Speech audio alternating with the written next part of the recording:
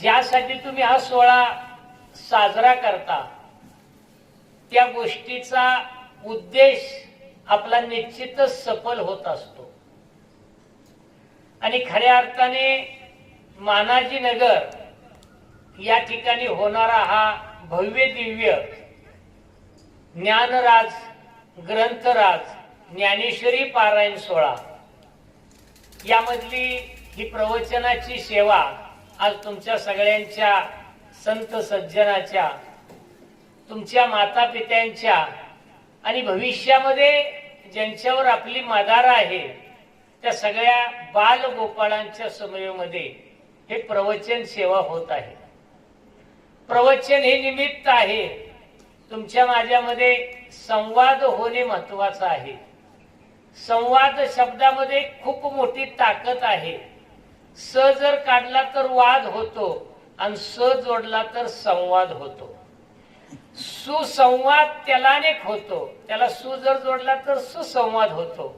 अलीकडे सुसंवाद संवाद यापेक्षा वाद जास्त घडतात आणि हे वाद जर कमी करायचे असले तर गावागावामध्ये अखंड हरिनाम सप्ते झाले पाहिजेत, गावागावामध्ये बाल संस्कार केंद्र झाली पाहिजेत, गावागावामध्ये चांगली कीर्तन झाली पाहिजेत आणि गावागावामध्ये चांगले व्याख्यानमालेचं आयोजन केलं पाहिजे। म्हणजे मला वाटतंय वादावर पडदा निश्चित पडत। आजची प्रवचन सेवा दरवर्षीप्रमाणे तुम्ही मला या ठिकाणी बोलवलं, यथोचित मान सन्मान आणि त्याचबरोबर तुम्ही संधी दिली त्याबद्दल अखंड हरिनाम सप्ताह संयोजन समिती यांचं मी पहिल्यांदा ऋण व्यक्त करतो। कारण की संयोजन समितीलाच माहित असतं की हा अट्ठास किती मोठा असतो, यासाठी किती कष्ट करावं लागतं। पडद्यावर सहज दिसतं पण पडद्यावर आणण्यापर्यंत जे कष्ट करावं लागतं ते संयोजन समितीलाच माहित असतं। म्हणून त्या संयोजन समितीला धन्यवाद, लेकरांना धन्यवाद, विनेकरी जे आहेत युवक विनेकरी आहे त्याला सुद्धा धन्यवाद। म्हणजे कुणाच्या हातामध्ये काय द्यावं या वयामध्ये मोबाईल हातात न घेता विना हातात घेतला जातो, त्यावेळेला म्हटलं पाहिजे खऱ्या अर्थाने पिढी राजमार्गावर आहे आणि पिढी सुधरत आहे। आज प्रवचन सेवेसाठी घेतला जाणारा जो अभंग आहे ते खऱ्या अर्थाने देहू निवासी इंद्रायणी काटे असणारे श्रीमंत संत श्रेष्ठ जगद्गुरु तुकाराम महाराजांचा अभंग आहे आणि तो तुमच्या पाठाचा आहे। अभंग घेण्याचं कारण तुम्हाला कळलं। अभंगाची सुरुवात तुकाराम महाराज फार चांगल्या पद्धतीने करतात। लहानपण देगा देवा मुंगी साखरेचा रवा, लहानपण देगा देवा मुंगी साखरेचा रवा, ऐरावत रत्न थोर तया अंकुशाचा मारा, जया अंगी मोठेपण तया यातना कठीण, तुका म्हणे जाण फावे लहानाहुनी लहान, लहानपण देगा देवा मुंगी साखरेचा रवा। अगदी साधा सोपा सरळ आणि खूप काही सांगणारा हा अभंग आपण आजच्या प्रवचन सेवेसाठी घेतलेला आहे। विशेषतः इथं मुलं आहेत आणि मुलांच्यासाठी लहानपण देगा देवा मुंगी साखरेचा रवा। काय असतं रे पोरांनो लहानपण? लहानपण म्हणजे बालपण, बालपण म्हणजे हुदडणं, खेळणं, आरडणं, ओरडणं, भांडणं करणं, मस्ती करणं, धिंगाणा घालणं, मनसोक्त जगणं, कुठलंही बंधन नसताना, कुठलाही स्वार्थ नसताना मनमोकळं जगता येण्याचा सगळ्यात मोठा चांगला कालावधी म्हणजे लहानपण। मग तुकाराम महाराज एवढे मोठे असताना ते लहानपणच का मागतात, मोठेपण का नको आहे? तर त्याच्यामध्ये खूप मोठी मजा आहे। देवा तुला जर द्यायचंच असेल तर तू मला बालपण दे। निरागस असतं बघा, लहान मूल बघितलं की आपल्याला त्याला गोंजरावं असं वाटतं, कडेला घ्यावं असं वाटतं, त्याचा एखादा पापा घ्यावा असं वाटतो, त्याचे गाल असे ओढावेसे वाटतात आणि ते सुद्धा आपल्याला तसा प्रतिसाद देतं। आपण हसलं की ते हसत असतं. हे लहानपण कसं असतं तर लहानपण असावं प्रभू रामचंद्रासारखं.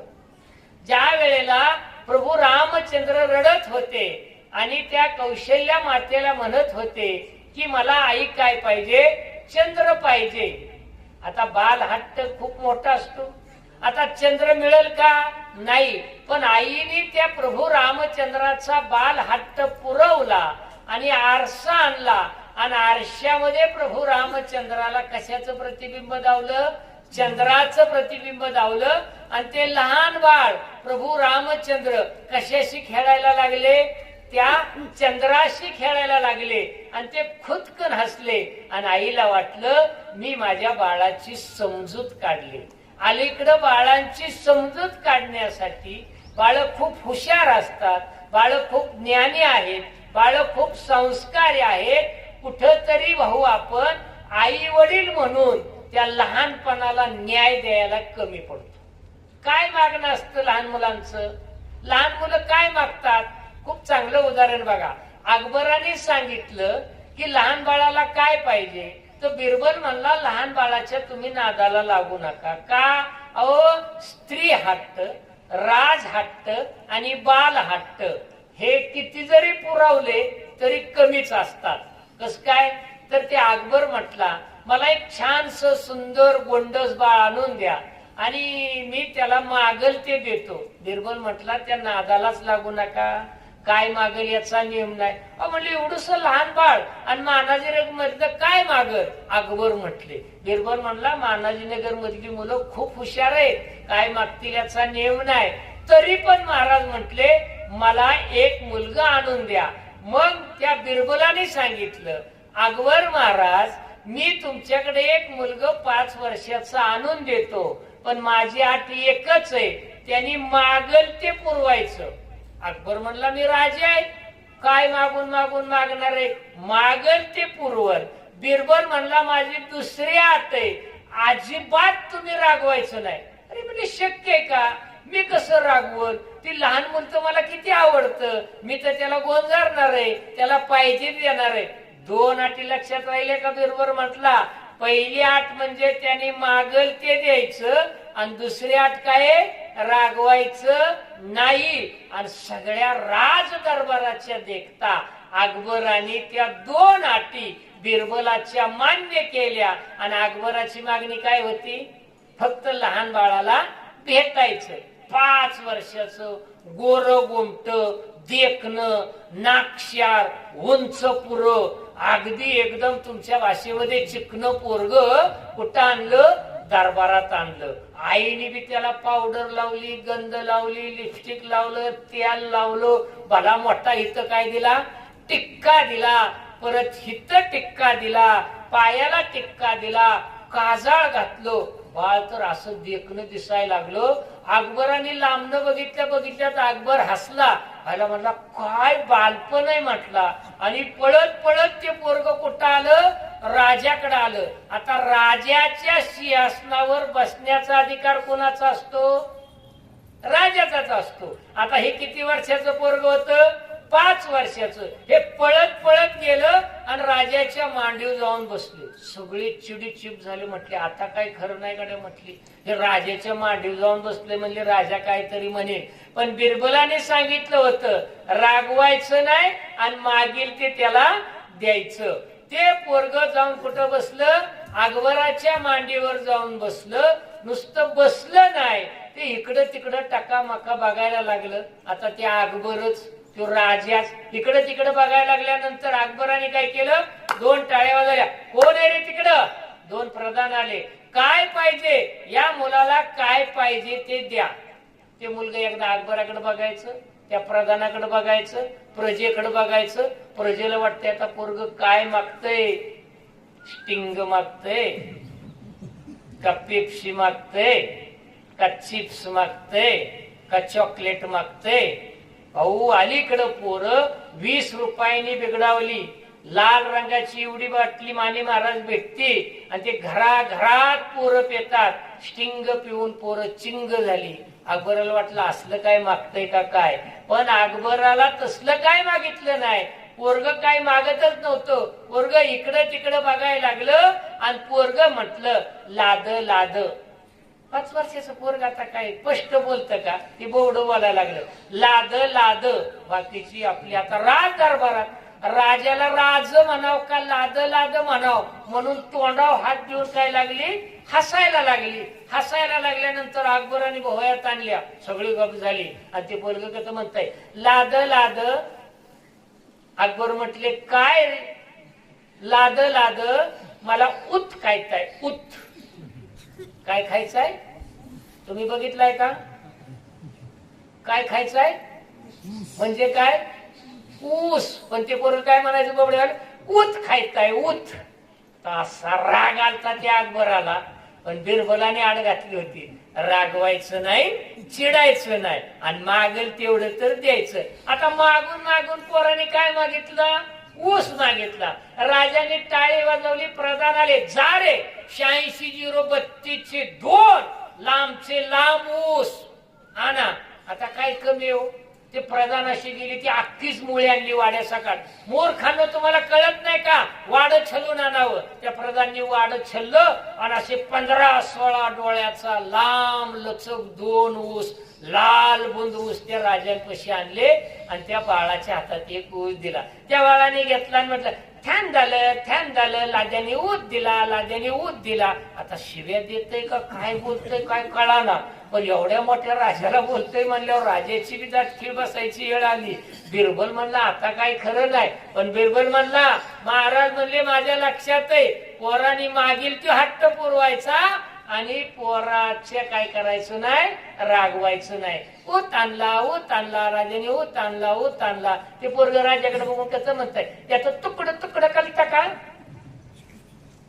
आता का म्हणला ऊस आणा म्हणतोय, आता म्हणतोय तुकडं तुकडं करून द्या. राजा म्हणला माझं तरी डोकं चालाय पाहिजे होतं. ही काय मोठं आहे का तवा अक्का ऊस खाय? तुकडं तुकडं करून आणून दिलं पाहिजे होतं. सक्राती सारखे त्याच्या भावत्या गंडुऱ्या करून आणल्या. गंडुऱ्या बिंडुऱ्या केल्या, छल्ल्या बिल्ल्या, चांगल्या चांदीच्या तबकात बिबकात आणल्या. त्याच्यावर आत्तर बित्तर फवारलं बिवारलं. आता राजाने सांगितलं तिथं काय कमी आहे का?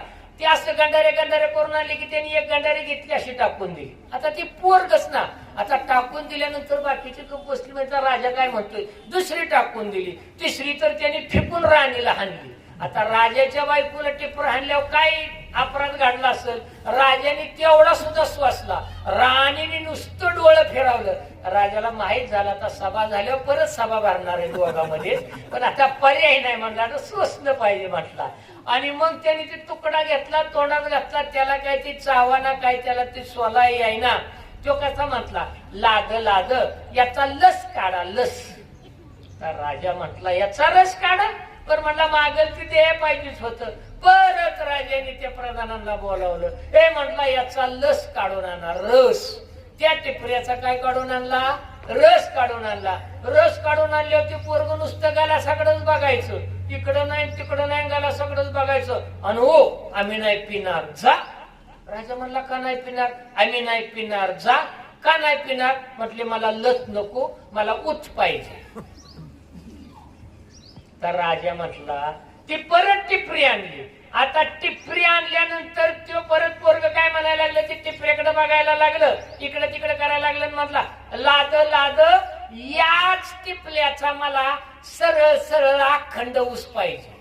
राजा म्हटला तुझ्या बापाने म्हणला नाही, तो मनातले मनात म्हटला. आधी ऊस मागितला, परत टिपरी मागितली, परत रस मागितला आणि आता त्या टिपऱ्या टिपऱ्याचा काय पाहिजे?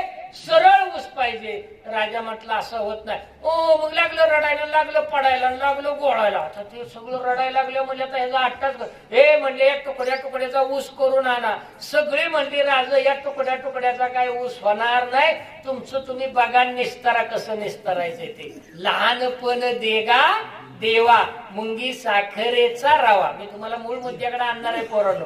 मग ते पोरग रडायला लागलं, त्या टिपऱ्याचा काय ऊस व्हायना, ती रस पोरग प्यायना. काय केलं ती पोरग ऐकाना. राजाला तर राग यायची वेळ आली होती. राजाने बळच राग गिळला. ते पोरग परत थायमान घालायला लागलं आणि परत ते पोरग कसं म्हणायला लागलं, त्या तुकल्या तुकल्याचा लाद लाद ऊस द्या ना. आता राजा म्हणला माझ्या बापाने का तुझ्या बापाने रे म्हटला, याचा कसा ऊस करून देता येईल म्हटलं. ते कसं तरी राजाने निस्तारलं, पोरग शांत झालं, ते रस गलासभर पिलं आणि पोरग इकडं तिकडं बघायला लागलं. बघता बघता त्या अकबराची पांढरी शुभ्र काय होती, दाढी होती अशी लांब लचक. या पोरांनी वडाच्या पारंब्या पकडावं तशा दोन्ही मोठ्यांनी ती दाढी पकडली. पहिल्यांदा राजाला बरं वाटलं, ओढत नव्हतं तोवर.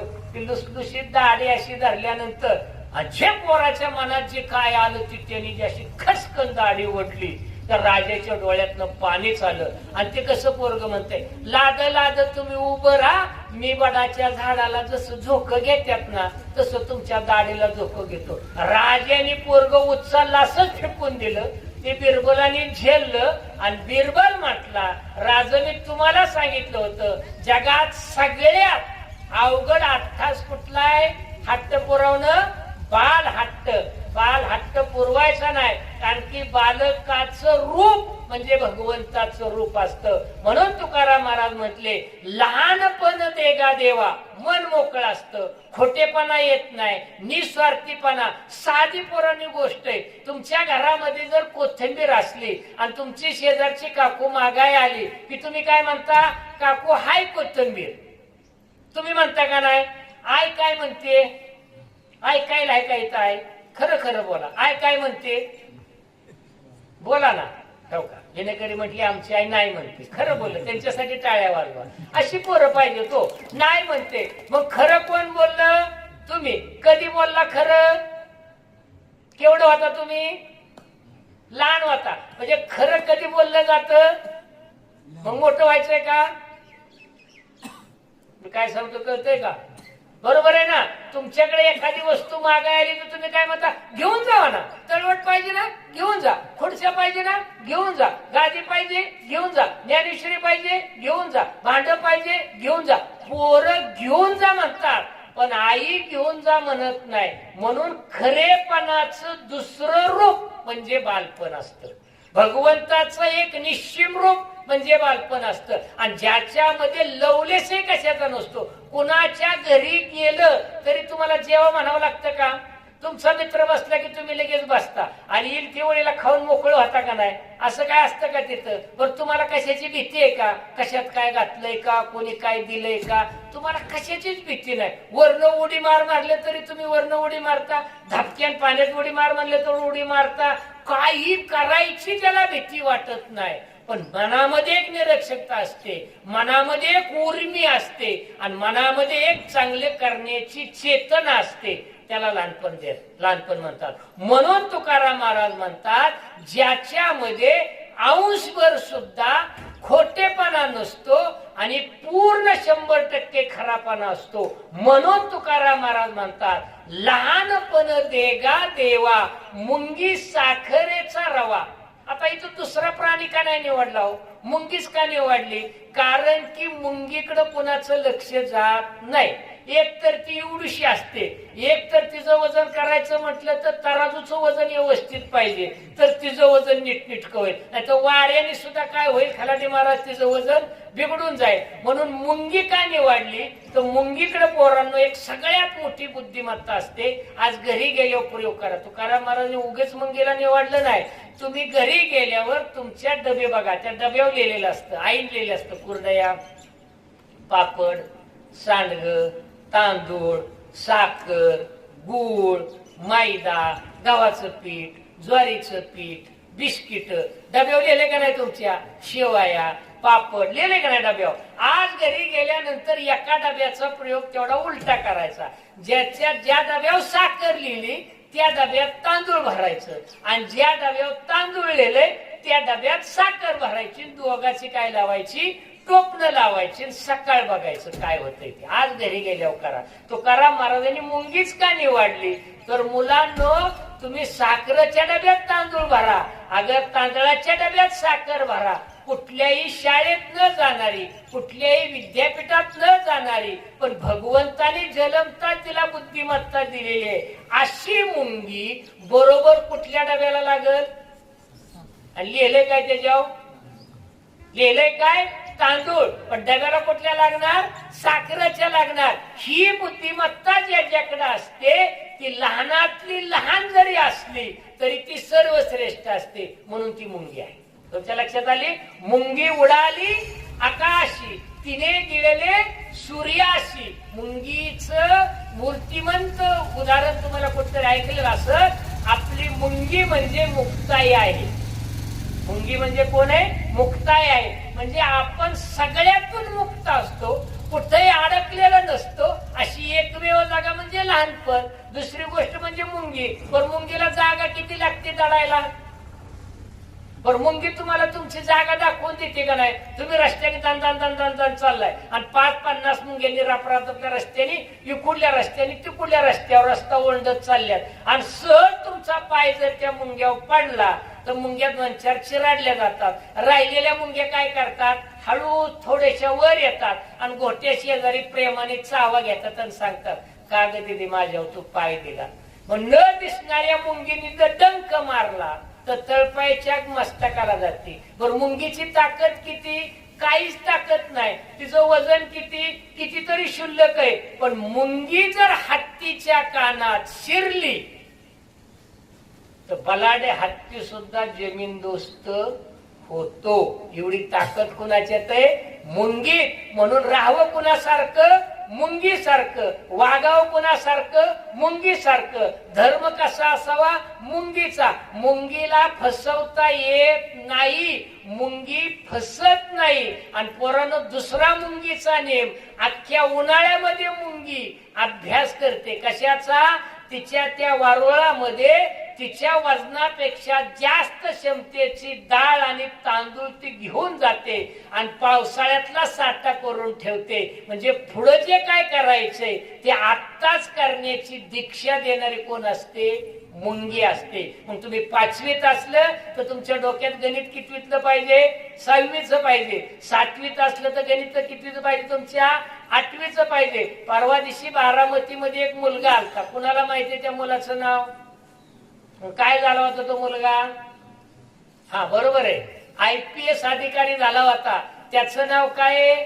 चिरंजीव बिरदेव सिद्धप्पा डोने, जिल्हा कोल्हापूर, तालुका कागल आणि यमगे नावाचं छोटस मेंढपाळाचं गाव आहे. आणि लेकरांनो, त्याचा 516 नंबर ज्या वेळेला आला ऑल इंडिया रँक, त्यावेळेला तो काय करत होता? मोबाईल बघत नव्हता, रील्स वर नव्हता, चुलत्याची मेंढर बेळगाव मध्ये सांभाळत होता आणि तिथं त्याला तो निरोप मिळाला. मग तो डोने घडला कसा? तर मुंगी सारखं त्याने कष्ट केलं, मेहनत केली, चिकाटी केली, क्षमतेपेक्षा जास्त अभ्यास केला. वजनापेक्षा जास्त डाळ वाहून नेणारी मुंगी बघितली की मुलांना तुमच्यामध्ये एक ध्येय आलं पाहिजे. त्याला म्हणायचं चिकाटी.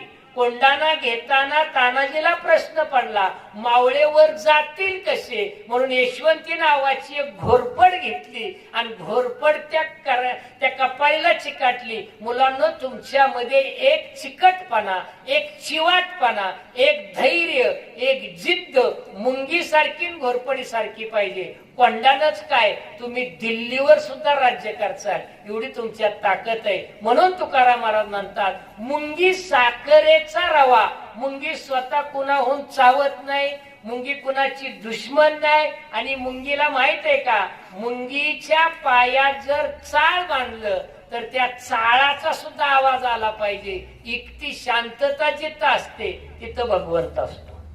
शांतता पाहिजे. मग मुंगीचा आवाज आहे का? मुंगी कधी वरडली का? का पोरींनो तुम्हाला असं कधी दिसलंय सर मुंगी डीजीच्या पुढे नाचली? एक ती आहे नाचणारी, काय नाव तिचं? पाटील. तिचं नाव काय? तुमची काय मावशी आहे? बघा ना, हे तोंडपाट नाव. मावशीच आहे तुमची जवळची, बरोबर आहे का? मग मुंगी कळली का तुम्हाला? डीजेच्या पुढे मुंगी नाचते का? डीजेच्या पुढे नाचणाऱ्या मुंग्या आणि मुंगळ्यांनी लक्षात ठेवा, नाचून घाम येतो आणि मामा वाचून ज्ञान येतं. मग तुम्हाला घाम आणायचाय का ज्ञान आणायचंय हे मुंगीनं तुम्ही ठरवायचं. म्हणजे काय केलं, मुंगी साखरेचा रवा. पण मुंगीला खायला काय लागतंय, साखरेचा एक कण भेटला तरी चालतंय. मैदा किंवा काय असेल रवा असला तरी मुंगी खाते. मला सांगा मुंग्या काय करतात, तर मुंग्या एकत्रित येतात. मुंग्या काय करतात, संघटन करतात. मुंग्या काय करतात, प्रगती करतात. मुंग्या काय करतात, भावकीला मदत करतात. मुंग्या कुठं भांडल्यात का, हांड्याला हांडा लावून भांडल्यात का, माझा हांडा भरू दे तुझा हांडा भरू दे, असल्या मुंग्या तुम्ही भांडणाऱ्या मुंग्या बघितल्यात का, आजूबाजूला असते तुमच्या. बरं तासभर एका जागेवर बसलं तुमच्या पायाला काय येतात, मुंग्या येतात. पण मला सांगा सगळ्यात मोठा कोण आहे, हत्ती आहे. आणि सगळ्यात छोटी कोण आहे, मुंगे. पण हत्ती एवढा ताकदवान असून सुद्धा समुद्राच्या कडेला रेती असते. त्या रेतीमध्ये जर साखर टाकली तर साखर कुणाला खाता येईल, बोला तुम्ही सांगा प्रवचन. हत्ती मोठा आहे. हत्ती अगदी काय करतोय, मुळा सकाळ झाड उपटून टाकतोय, बरोबर आहे. पण हत्तीला वाळूतली साखर खाता येत नाही. पण वाळूतली साखर खाता कुणाला येते, मुंगीला खाता येते. म्हणून तुकाराम महाराज म्हणतात, लहानपण देगा देवा मुंगी साखरेचा रवा. आणि याच लहान वयात आई बापांनी मुलांच्या चांगले संस्कार करावं, बीजारोपण करावं, चांगली पुस्तकं वाचायला द्यावी. जोपर्यंत चिखलय तोपर्यंतच भांड्याला मडक्याला आकार येतो. जोपर्यंत कांबी लवलवते ओली आहे तोपर्यंत तिला आकार देता येतो. एकदा का कांबी वाळली की ती मोडते आणि एकदा का चिखल वाळला की त्याचा ढेकूळ होतो. आपल्या मुलांचा ढेकुळी करू नका, त्याची छडी करू नका, त्यांना वाकवा, नम्र व्हा. मुंगी जशी नम्र होते तशी नम्रता तुमच्यामध्ये आली पाहिजे. पर मुंगीला कुठं बी जाता येतं, तिला काय राग करायची का काय करायचे, गर्दी तुम्हाला दिसत बी नाही निघून गेलेली कुठनं. पर मुंग्या लागलेल्या बी काय का तुम्हाला कधी. 2 मुंग्या अशाच होत्या बघा, शर्यतीला उभ्या राहिल्या आणि मुंगळ्यांनी शिट्टी वाजवली, 1 2 3 आणि पहिला नंबर येणारी मुंगी जाग्यावरच राहिली आणि दुसरी मुंगी पळत पळत पुढे गेली. ती म्हणली का ग, माझा तर दुसराच नंबर नेहमी असतो आणि तुझा पहिला नंबर असताना तू आज का हारली. ती म्हणली काय बाया सांगू, माझ्या पायालाच मुंगी आल्या. कोण म्हणती, मुंगी. मुंग्या येतात ना, तुमच्या डोक्यात अशा मुंग्या आल्या पाहिजेत. मुंग्या काही झालं तरी मी आता डरणार नाही, काहीतरी करून दाखवणार. इतक्या वर्षी अखंड हरिनाम सप्ताह झालाय, मी चांगली प्रवचनकार होणार, कीर्तनकार होणार, मी चांगला समाज प्रबोधनकार होणार. हे ज्या मुंग्याच्या डोक्यात येतं ना त्याच मुंग्या तरत्यात, बाकीच्या मुंग्याचा विचार करायचा नाही. पहिलं कडवं कळलं तुम्हाला, लहानपण देगा देवा मुंगी साखरेचा रवा. ऐरावत रत्न थोर तया अंकुशाचा मारा.